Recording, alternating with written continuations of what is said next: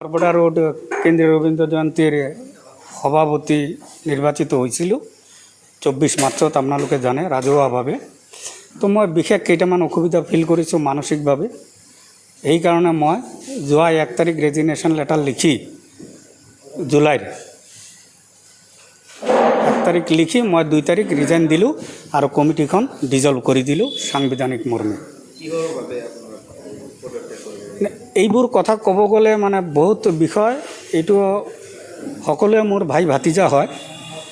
মানে কথাটো হ'লে এইটো এটা শ্বেয়াৰৰ যিটো মূল্য থাকে সভাপতি হিচাপে, সেই মূল্যবোধটো যে দিব লাগে সেই জ্ঞানৰ অভাৱ আছে, মই পৰিলক্ষিত কৰিছোঁ। আপুনি ভংগ কৰাৰ পিছতে কমিটি এতিয়া দুখন হ'ব বুলি ভাবে না কমিটি টকাটো বিচাৰে না, এতিয়া কমিটিটো দুইখনৰ কথা নাই, এটাই কমিটি আছিল, এইটো ভাঙি গ'ল। এতিয়া নতুনকৈ ৰাজহুৱাভাৱে কমিটি গঠন কৰিব লাগে, যিটো নিয়ম।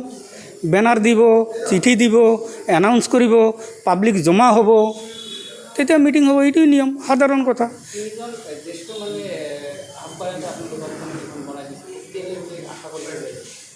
এইবিলাক আহ্বায়কৰ ওপৰতো আৰু এজন আছে যোনে দায়িত্ব লৈছিল। সেইকাৰণে তেখেতক মেইন মুৰব্বীজনক মই ৰেজিগনেশ্যনটো ছাবমিট কৰিছোঁ। একচেপ্টৰ কথা নাই, মই নাথাকোঁ। পৰৱৰ্তী সময়ত কি বিচাৰে আপুনি? মই কৰিব লগা নাই, মই ডিজলভ কৰিলোঁ। মই নিয়ম মাফিক ক'লোঁ আপোনালোকক। এতিয়া মুখ্য পৃষ্ঠপোষকজনে ৰঞ্জিত দাস ডাঙৰীয়া, তেখেতে যি সিদ্ধান্ত লয়, পৰৱৰ্তী যদি কিবা কয়, তেওঁতো আমাতকৈ বহুত জ্ঞানী গুণী বা বিভিন্ন জানেই, তো তেওঁ যিটো সিদ্ধান্ত ল'ব তেওঁ ল'ব। মই এইটোও চিঠিত মৰ্মে কি লিখিছোঁ এইটো আপোনালোকক নক'ম, কাৰণ ৰেজিগনেশ্যনত এইবিলাক কথা কোৱা নাযায় বা ফৰৱাৰ্ডো কৰা নাযায় এইবিলাক লেটাৰ।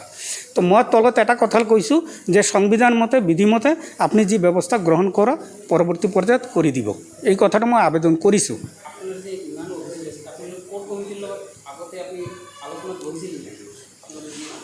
এটাতো উদাহৰণ ক'লোই, যিটো ৰাজহুৱাভাৱে স্বীকৃতি দিছিলে মন্ত্ৰী মহোদয়ে একদম সমক্ষে, যে আপুনি লৈ ল'ব 5-7জন, এনেকুৱা দুটা কথা কৈছিল, আপুনি 5-7জন লৈ ল'ব। তেতিয়া অলপ 1 ছেকেণ্ড থামি কৈছিলে, দৰকাৰ পৰিলে এই যে সম্পাদক চিন্ময় বাগচীৰ লগত অলপ কথা পাতি ল'ব। কিন্তু আজিলৈকে মই ল'ব পৰা নাই। আৰু আজিলৈকে ল'ব পৰা নাই কাৰণে কি যে কাম হ'ব, মোৰ অভিজ্ঞতাৰ পৰাতো মই জানো। আপোনালোকে জানে মইতো ডেইলি 2-3টা সংগঠন কৰি আছোঁ, মেল মিটিং কৰি আছোঁ, বাইট দি আছোঁ।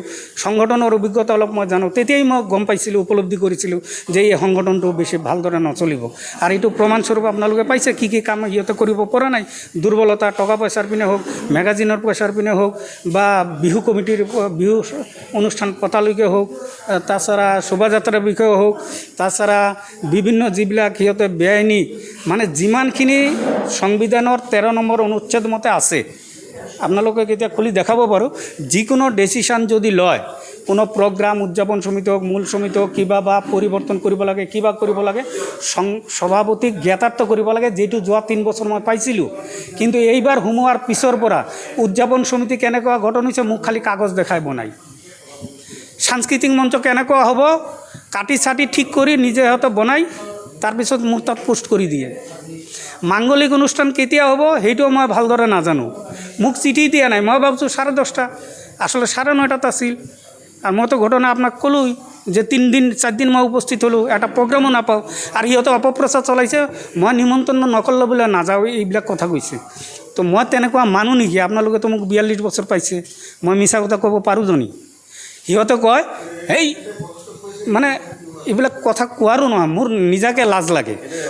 মই ৰেডি হৈছোঁ যাম, আৰু ইমান হেঁপাহ এটা ইচ্ছা, মাল্যদান কৰিম, পতাকা উত্তোলন কৰিম, যিটোৰ কাৰণে আমি 1 বছৰ বহি থাকোঁ। মই ৰেডি হৈছোঁ, আগদিনাখন 3টালৈকে প্ৰেছত মই DDB চেক কৰি আছোঁ, হেল্প কৰিছোঁ। অলপ দেৰি হৈছে, আৰু মোৰ প্ৰগ্ৰাম নাই, অলপ কনফিউশ্যন হৈছে। 9:30 না 10:30, 9:30 হ'লেও অলপ দেৰি হয়। মই 10:20 একদম টাইম মোবাইলত আপোনালোকে দেখাব পাৰিম, 10:20 এজনে ফোন কৰি কয় কি হ'ল, তেওঁ অনুষ্ঠানৰ মানুহ নতুনকৈ আহিছে, তেওঁক দেখাব নাই, মই নিচিনো। কি হ'ল ছাৰ, আপুনি এতিয়ালৈকে ৰেডি হোৱা নাই, অহা নাই, আপোনাৰ কাণ্ড জ্ঞান নাই নেকি? মই খালি এই শব্দটো ক'লোঁ। পৰৱৰ্তী পৰ্যায়ত যি যি কৈছে, মই খালি মোবাইলটো কাণত ধৰি মই খালি পেনটো পিন্ধিছিলোঁ, পেণ্টটো খুলিলোঁ মই দেখিলোঁ মই এবাৰ ভাবছোঁ মোৰ ঠাইত বেলেগে হ'লে যাব নেকি মোৰ বিবেক ক'লে মইতো দূৰৰ কথা সাধাৰণ এজন যদি সভাপতি হয় আজি হ'লেহেঁতেন এই অৱস্থাত এই কথা শুনাৰ পিছত নাযায় এই খালি এটা ঘটনা ক'লোঁ এনেকুৱা আৰু 8-10টা ঘটনা আছে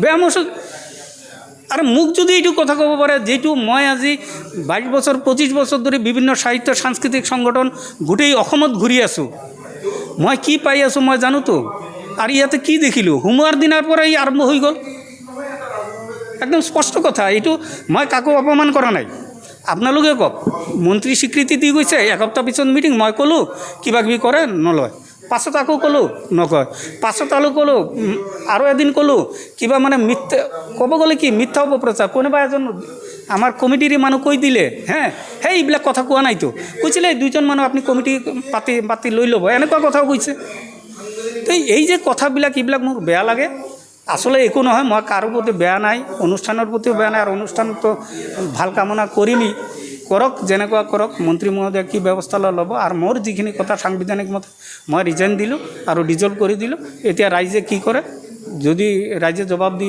মোক দিয়ে মই উত্তৰ দিম